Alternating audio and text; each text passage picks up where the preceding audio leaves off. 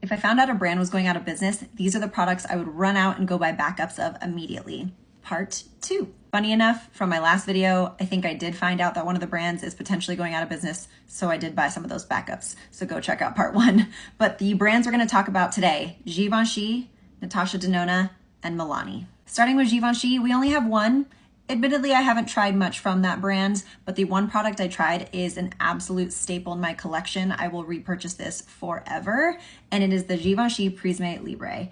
This particular shade is the shade 3, and the reason I love it is not only is it great for my dry skin and my under eyes, it's blurring, it does all that great stuff, but this is the only pinkish powder that works for my pale skin, because every other pink powder or even most translucent powders turn my skin darker, and it doesn't matter how much my concealer dries down, it just goes a little bit darker under my eyes, and this powder does not do that. #1 powder of all time. And yes, it's hell of expensive, but worth it. Second brand is Natasha Denona. Of course, I have to talk about their eyeshadow palettes. Natasha Denona's eyeshadow palette quality is elite. It is stunning, and I would say that the two palettes I would go purchase immediately if I found out these were being discontinued. This is the bronze palette and the glam palette. These are two palettes I think everyone should have in their collection. I realize how expensive they are. Please take that with a grain of salt in terms of your budget and what works for you. But the glam palette is all cool tones, and they are so buttery and easy to blend with lots of pigment. I'm like barely touching into them. And then I think my favorite one out of the two, just because I love a bronzy look, is the bronze palette. I love these.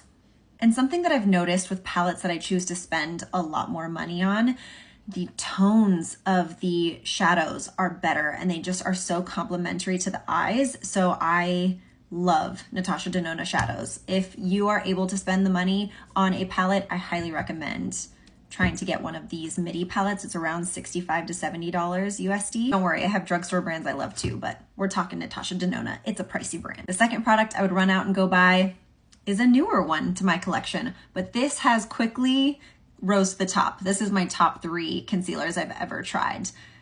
This is such a good concealer. It's the I think it's High Glam concealer. Yeah, brightening and hydrating crease proof serum concealer. It does exactly that. Crease proof, be careful with that phrasing, because if you have creases under your eyes, it will crease, but it's so smoothing. It doesn't break apart during the day. It doesn't settle into those fine lines as you wear it throughout the day, and it blends like a dream. Yeah, this is such a good one. Now, the last brand I promised is Milani. This one was a tricky one for me because I do have a lot of products that I like from the brand, but when I think about the absolute must-have, I need it in my collection, it's one very specific product, and it's been around forever. This is now my 3rd one. This is the blush, the baked blush in the shade Luminoso. This is one of the most beautiful, obviously for more, light to pale skin tones. Kind of peachy, but has a beautiful sheen to it. It is one of my most perfect blushes. Like if I had to keep only 3 blushes in my collection, this is going to be one of those top 3.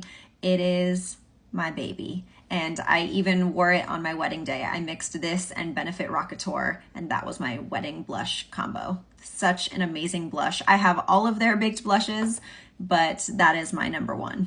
I told you, I love them. If you have any products from those brands that you would also run out and go buy immediately, let me know. I'm super interested. And also let me know what brands you want to see for part 3.